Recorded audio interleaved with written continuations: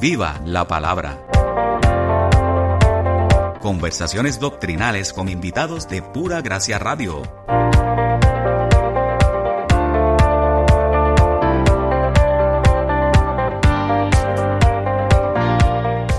Adorad a Jehová en la hermosura de la santidad, temed delante de él toda la tierra. Sea llena mi boca de tu alabanza, de tu gloria todo el día. Cantad a Dios, cantad salmos a su nombre. Exaltad al que cabalga sobre los cielos. Jehová es su nombre. Alegraos delante de él. Padre de huérfanos y defensor de viudas, es Dios en su santa morada. Todo lo que respira, alabe a Jehová. Aleluya. Bienaventurado es todo aquel que teme a Jehová el Señor. Bienaventurado es todo aquel que en sus caminos va. Bienvenidos amigos, le damos la bienvenida una vez más a este quinto episodio de Viva la Palabra. Y en esta ocasión tenemos de invitado al pastor Martín Manchego. El pastor Martín Manchego pertenece a la Iglesia Bíblica Gracia y Verdad en Miraflores, Perú. Y además es cantante y músico. En el 2017 lanzó al público el álbum Perfecto Salvador, que hemos tenido el honor de difundir a través de nuestra emisora Pura Gracia Radio, el ministerio radial que pertenece a la Iglesia Bíblica Gracia Verdadera aquí en Puerto Rico.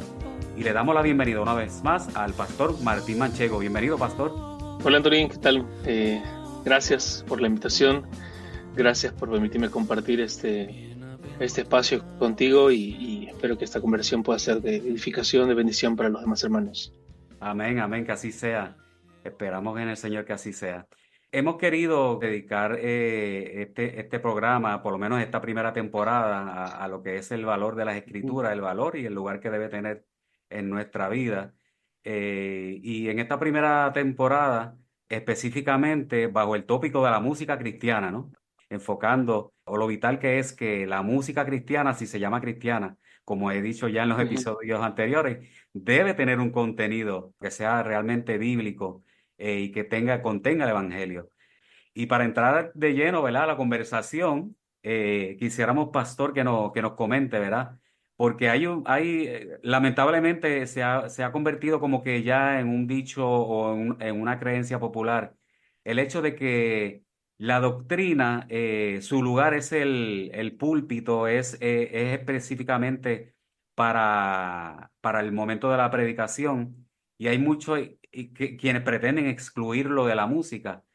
Pero si la doctrina en esencia es lo que la Biblia enseña, ¿no?, acerca de una gran diversidad de temas, ¿qué podríamos responder, ¿no?, a aquellas personas que dicen, incluso dentro del ámbito cristiano, que no es importante la doctrina o que por lo menos no es importante para la música?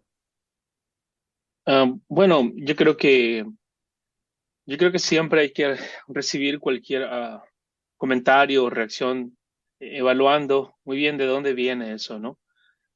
Si tú pones el caso de una persona que piensa que la doctrina no debe estar presente en la adoración, en algunos casos puede ser que surja así por un rechazo de la doctrina, un rechazo de querer aprender más de Dios, o de repente porque escucharon una canción que doctrinalmente era potente, pero de repente la letra no quedaba nada. Yo he escuchado canciones muy bonitas en el sentido doctrinal, pero que no tienen una buena armonía, o que de repente, ustedes saben, ¿no? A veces a mí me encanta cantar los salmos, cantar los versículos de la Biblia, y a veces cantamos algo en Reina Valera y no encaja con la métrica de las canciones. Entonces a un artista de repente le puede parecer que no encaja, ¿no? Y que de repente no es algo tan bonito, que deberíamos enfocarnos más en el fondo más que en la forma, y que deberíamos variar las letras.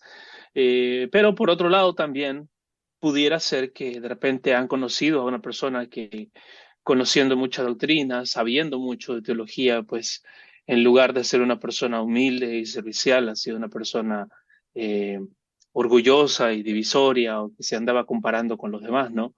Y entonces en ese caso hay que saber entender primero de dónde vienen esas quejas, ¿no? Algo de lo que he aprendido en el ministerio pastoral es siempre a poder escuchar mucho más allá de la primera opinión de las personas. Am, y a veces tiene que ver con eso, ¿no? Yo creo que muchos principalmente señalan este rechazo a temas que sean muy doctrinales o muy centrados en las versiones de la Biblia o la Biblia, porque han tenido una mala experiencia con alguien que sabía mucho, pero que lamentablemente fue orgulloso, ¿no?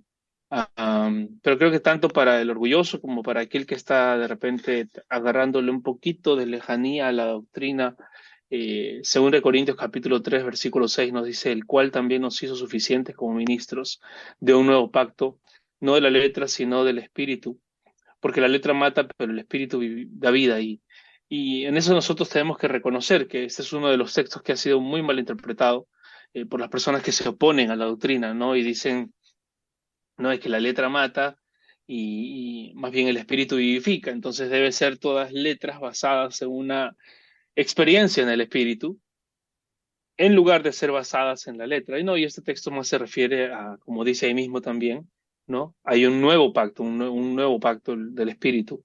Y el antiguo, de la letra, de la ley, todo lo que hacía era señalarnos nuestro pecado y nuestra incapacidad de cambiar, pero ahora tenemos un nuevo pacto que es en el Espíritu y que es un pacto que da vida.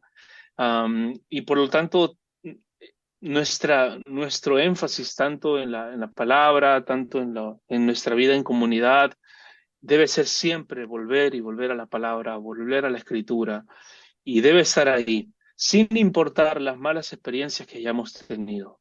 El hecho de que hayamos conocido a alguien que de repente era orgulloso, a pesar de conocer teología, eh, no nos debe invitar a rechazar la doctrina, la teología, ¿no? Y por otro lado, reconocer también que hay mucha gente orgullosa que ha estudiado teología, sí, pero hay también mucha más gente que por no estudiar teología, pues no puede salir de su orgullo, ¿no? Que por no conocer una sana doctrina no puede salir de su orgullo porque no tiene la palabra de Dios como su fuente informativa y su fuente redentiva también para su comportamiento, ¿no? Entonces, en ese sentido, pues am, todos como creyentes debemos profundizar más y más en la escritura y, y no debemos rechazar la doctrina, ¿no? Pero también debemos considerar los temas artísticos, ¿no? La armonía en una canción, ¿no? Si yo quiero cantar todo en Reina Valera y encajar un versículo entero en una frase, voy a estar rompiendo el versículo y también los entiendo las personas que rechazan ese tipo de aspectos, no rechazando la doctrina, sino rechazando el aspecto um, eh, métrico, ¿no? De la poesía, de la adoración. Entonces, esa sería mi respuesta a esa pregunta. Yo creo que también en ocasiones, ¿no? Puede ser incluso hasta una situación o un asunto semántico, porque en ocasiones uno escucha a personas rechazar la doctrina y esto no necesariamente en el contexto musical en general, Ujú, en el contexto de Biblia, de iglesia. Se rechaza diciendo nada, la doctrina divide, dicen. ujú, Y yo creo que una vez es un error de concepto, porque en realidad cuando uno los escucha hablar, se están refiriendo realmente a dogmas, ujú, dogmas de hombre, ¿no? Que es lo que realmente en ocasiones pues rayan fuera extra bíblico, ¿no?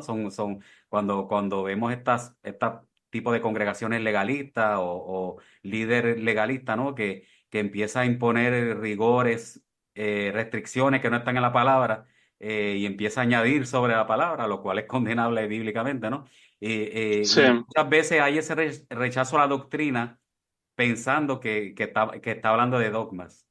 Yo creo que ujú. sería bueno, aunque sea en pocas palabras, definir, yendo un poquito hacia atrás, qué es doctrina realmente, para que el público que no conoce, qué es doctrina realmente. Bueno, doctrina es simplemente enseñanza, no es un sinónimo de enseñanza y una sana doctrina es una sana enseñanza. Una sana enseñanza proviene de exponer la palabra de Dios y todo no, la palabra dice la plenitud de tu palabra es verdad. Y la sana enseñanza viene al exponer toda la escritura de Dios y no solamente algunos pasajes que nos gusten y evitar algunos que no nos gusten, ¿no? Colosenses 3:16 dice, la palabra de Cristo mora en abundancia en vosotros, enseñándoos y exhortándoos unos a otros en toda sabiduría, ¿no? Cantando con gracia en vuestros corazones al Señor con salmos, himnos y cánticos espirituales. Eso es la sana doctrina. La sana doctrina es profundizar en la palabra del Señor, pero en todos los aspectos que vamos aprendiendo, ¿no? Yo creo que muchos de los errores que surgen en iglesias no surgen necesariamente por ir en contra de lo que se enseña en un pasaje, sino por resaltar unos por sobre otros, ¿no? Y olvidar algunos versos como que esos pasajes no existen, pero entonces si yo hago eso, lo que yo estoy haciendo es armando un Dios de acuerdo a mi imagen o de acuerdo a mis preferencias, ¿no? Entonces si quiero resaltar un Dios de amor, solamente predico el amor, pero no predico la justicia, la santidad, el juicio.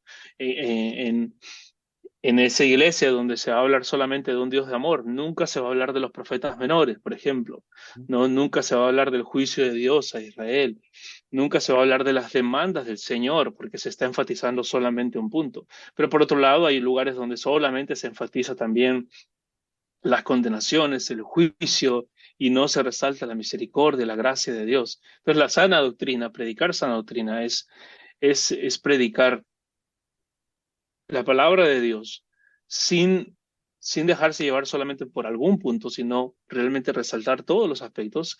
Y cuando resaltamos todos los aspectos es cuando también el liderazgo se somete a la escritura y entonces predica eso, sabiendo que está educando a la congregación para que también tome decisiones si tiene que tomarlas en algún momento, para levantar otros pastores, para levantar ancianos, para reconocer que es el tiempo de retirarse, para reconocer que es un tiempo de ir a plantar y hacer otro tipo de cosas, ¿no? Yo creo que no hay nada peor en un gobierno, sea un gobierno eclesiástico o sea un estado, que un deseo voluntario de los líderes por mantener al pueblo ignorante, ¿no? Esa es la estrategia clave para los dictadores en el Estado, ¿no? Que el pueblo sea ignorante, que el pueblo no conozca nada de política, nada de análisis, solamente darles circo y pan, que se entretengan y que tengan algo que comer, ¿no? Y cuando eso se transmite a la iglesia, pues la única escapatoria es ir por la falsa doctrina o por la ausencia de doctrina, ¿no? Y enfocarnos solamente en el entretenimiento. Entonces tengo muchos eventos, programas, shows que no tienen nada de malo per se, pero si los hacemos, si tenemos toda esa serie de eventos, shows, animaciones, diferentes programas y todo, pero ninguno de ellos está basado en quiero seguir instruyéndote en la palabra del Señor de manera que puedas decir como el salmista en el Salmo 119, versículo 97, que dice, oh cuánto amo yo tu ley, todo el día ella es mi meditación. Me has hecho más sabio que mis enemigos con tus mandamientos, porque siempre están conmigo. Más que todos mis enseñadores he entendido, porque tus testimonios son mi meditación. Más que los viejos he entendido, porque he guardado tus mandamientos. Si nosotros no le enseñamos a la congregación a que ellos puedan decir esto, cuánto amo yo tu ley, todo el día la palabra es mi meditación, ¿no? Siempre tus mandamientos están conmigo. Más que los que me enseñan, aprendo, porque estoy meditando en la palabra. Y aún más profundo, más que los viejos he entendido porque obedezco tus mandamientos, porque he guardado tus mandamientos. Ese es el propósito final de la iglesia, el ayudarle a las personas a crecer conforme a la imagen de Jesucristo. Jesucristo dijo, ve y hagan discípulos de todas las naciones. Y mucha gente se queda ahí y lo corta, ¿no? Y dicen, ok, salgamos a evangelizar. No, no, no, está diciendo, ve y haz discípulos de todas las naciones. Bautícelos en el nombre del Padre, del Hijo y del Espíritu Santo y enséñale a guardar todas las cosas que os he mandado. Eso es hacer discípulos de todas las naciones. No solamente salir y anunciar el Evangelio, que es bueno, pero el propósito es luego poder bautizarlos en el nombre del Padre, del Hijo y del Espíritu Santo y luego caminar con ellos enseñándoles todas las cosas que el Señor ha enseñado. Mientras no les enseñemos a guardar todos los mandamientos que el Señor les ha dado a través de una exposición fiel, un acompañamiento con la palabra del Señor, entonces no estamos haciendo discípulos y no estamos cumpliendo la gran comisión, sino que simplemente estamos cumpliendo con la primera parte, pero no estamos cumpliendo la obra completa. Entonces, en ese sentido, la doctrina, la exposición de la palabra debe estar en constante, debe ser el bombeo del corazón de la iglesia. ¿no? La exposición de la palabra, eso es lo que me mantiene vivo y lo que finalmente ejercita, como dice Santiago, ¿no? La madurez va a venir a través de ejercitarse en hacer lo que Dios nos ha mandado, lo que hemos aprendido de Él. La fe viene por el oír, y yo creo que de ahí parte todo, ¿no? Reconocer entonces que el lugar que debe tener. Ujú. En cuestiones de doctrina, vida y fe, ¿no? La escritura entonces es nuestra única fuente. Pero Sí. en esto de las entrevistas, a mí me gusta el libro no seguir un orden particular. Y yo creo que es momento entonces de conocer un poquito más de quién es el pastor Martín Manchego. Me gustaría, ¿verdad?, que nuestra audiencia que nos escucha conozca un poquito más acerca de usted, de cuándo se inicia en la música, cuándo comenzó a ser pastor, qué fue primero, Ujú. el cuento de la pregunta del huevo o la gallina. Pero no, en serio.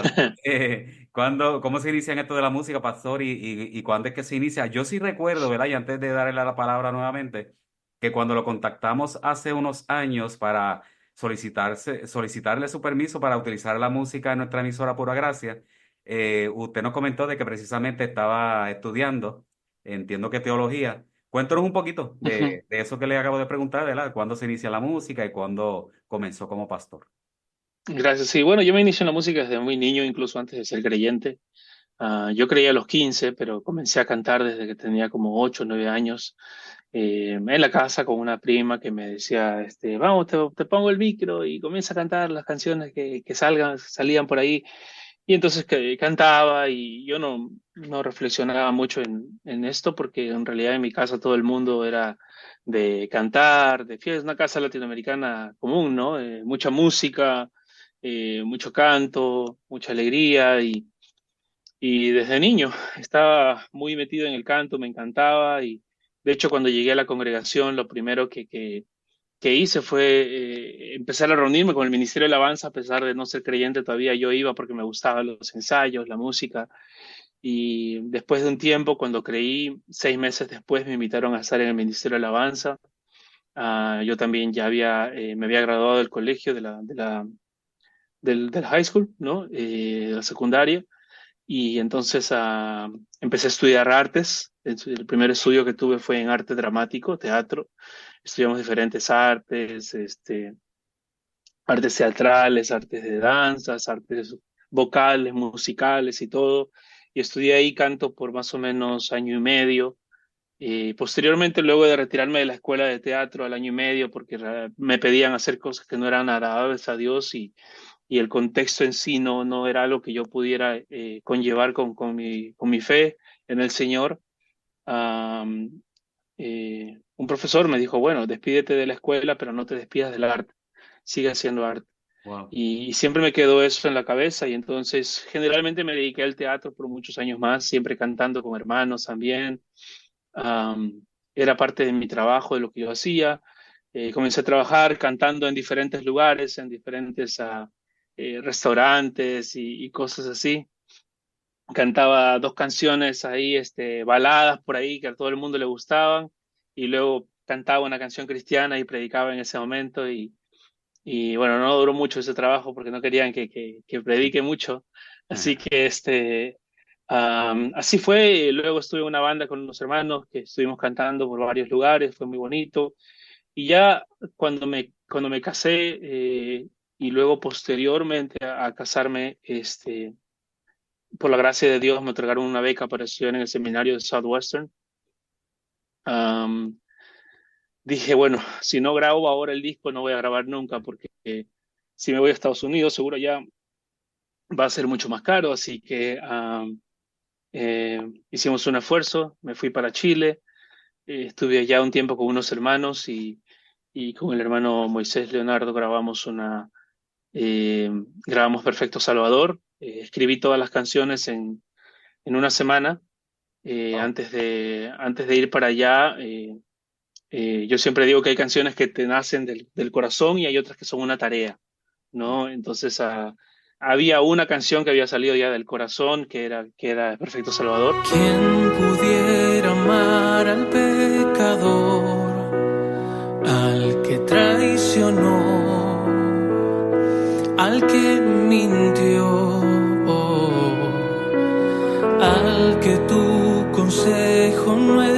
¿no? Y toma mis manos, que habían salido de un momento así de que quiero escribir una canción.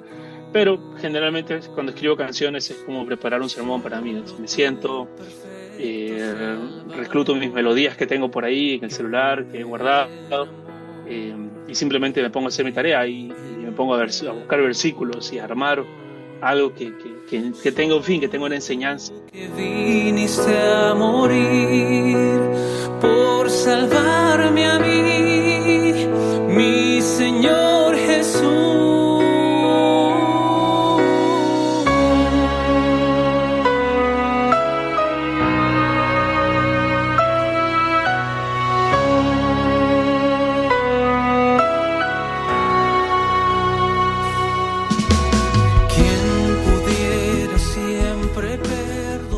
Para mí es un ejercicio teológico escribir una canción más que un ejercicio de inspiración y de creatividad. Es un ejercicio más teológico.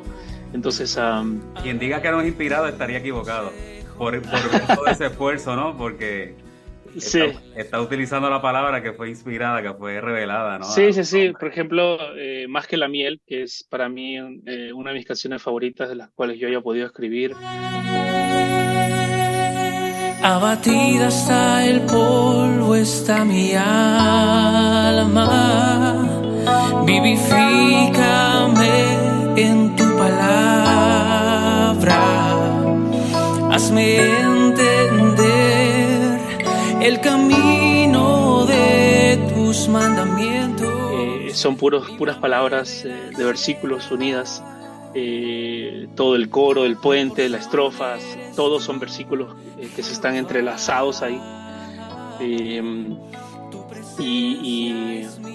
tenía que ver con eso, armarlos de esa manera, ¿no? Y bueno, sí, gracias a Dios pude grabar en Chile, llegué acá, produjimos el disco y ya tuve que salir a Estados Unidos, por la gracia de Dios. Yo había hecho algunas conferencias acá y una persona le contó a uno de al presidente del seminario Southwestern que había un jovencito por ahí que estaba haciendo conferencias en Perú y que estaba muy animoso, y él escuchó de eso y le agradó, entrevistó, me acuerdo que lo bajó del púlpito y bajando del púlpito me dijo, tú eres el peruano que ha hecho esta conferencia hace poco, y le dije sí, ha sido un esfuerzo grande.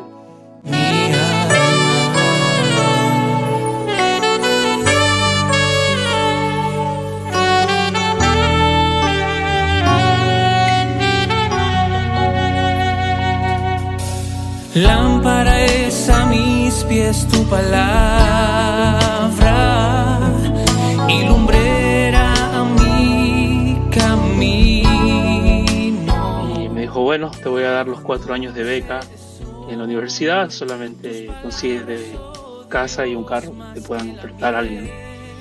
Y gracias a Dios, la iglesia que yo estaba ahí tenía muchos hermanos muy amables, y un hermano que se llama Mark me dijo, yo levanto un departamento para ti, lo voy a construir y ahí te vas a quedar tú, lo voy a construir atrás de mi casa, así que vamos a estar cerca. Una hermana me regaló un autito ahí del 98, viejito, pero funcionaba, así que estaba bien, para mí suficiente. Regresé, mi esposa pidió la visa y nos fuimos para allá y fue una bendición de Dios. Me pasé 4 años allá estudiando. Me apuré un poquito porque quería volver. Luego me dieron un año más, me ofrecieron quedarme un poquito más para la maestría, pero con algunas ofertas también, pero desde que llegamos nuestro deseo era volver a Perú. Así que fue la voluntad del Señor para nosotros y regresamos. Y sí, ahora estoy sirviendo pues en la Iglesia Bíblica Gracia y Verdad como pastor. Fui pastor allá también en Texas un tiempo de un grupo hispano. Y eso me sirvió mucho para entrenarme también, porque antes yo era o sea, no quería ser pastor en sí, no quería tomar este rol, sabía lo que era y no quería, pero Dios me puso a personas muy lindas allá en Texas para pastorear, específicamente hermanas, había una hermana viuda, había una hermana eh, madre soltera. Dios me trajo corazones realmente sensibles y blandos que yo tuve que aprender a amar de esa manera, ¿no? Porque antes era más que todo un teólogo militante, pero sin misericordia y sin gracia.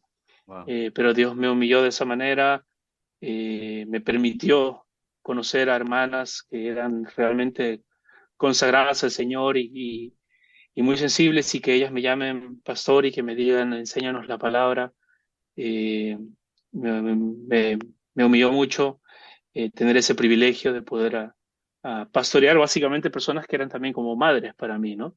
Eh, y luego de eso, varias aflicciones que pasamos también al vivir en el extranjero, que utilizó todo eso Dios para ablandar el corazón de un joven teólogo, bueno, que se creía teólogo y que era muy brusco y muy duro y muy tajante, y que Dios pues se encargó de humillar para poder ponerlo ahora aquí con un equipo pastoral en gracia y verdad, que nos vigilamos mutuamente, nos pastoreamos mutuamente, y gracias a Dios en un equipo en que realmente ahorita acabo de almorzar con todos ellos antes de acá de la entrevista, y que es un gozo servir a su lado, ¿no? Servir al lado del pastor Daniel, de nuestros hermanos Shelton, Jim en la Iglesia Bíblica Gracia y Verdad. Es un gozo que me humilla, me enseña y nos regula, ¿no? Nos regula para estar ayudándonos unos a otros a seguir creciendo en el servicio al Señor, pero también en la humildad, en paciencia, ¿no? Amén, amén. Damos gracias y gloria a Ujú. Dios por eso. Entonces, usted Sí. es natural de Perú. ¿De qué lugar de Perú? ¿De qué ciudad? De Lima, De Lima, exactamente de Breña. la Ahí en capital. Breña le decíamos Breña York, Ok. ¿no? Pero es un barrio bien, era bien picante. Ahora está mucho más tranquilo, está muy bonito, y todo pero ahora sí tengo también la gracia del Señor de vivir cerca de la iglesia aquí en Miraflores, estar en un lugar un poquito más tranquilo, más seguro, pero también más cerca de la iglesia, de manera que los hermanos al terminar los domingos casi siempre vienen para acá y estamos pasando una tarde juntos, almorzamos con ellos, a veces cenamos con ellos también el domingo, ya hay que decirle ya hermano, ya es tarde, ¿no? Pero se quedan y la pasamos hermoso. Realmente son los domingos cuando se quedan los hermanos, es algo muy lindo con los hermanos, con la familia. Es una temporada muy bonita en la vida en ese momento. Esto fue Viva la Palabra. Déjanos tus comentarios en radio@puragracia.com o búscanos en las redes en Facebook como Pura Gracia Radio. Te invitamos también a conectarte en nuestro canal de WhatsApp para recibir notificaciones sobre actualizaciones de la programación o visitar nuestra página www.puragracia.com.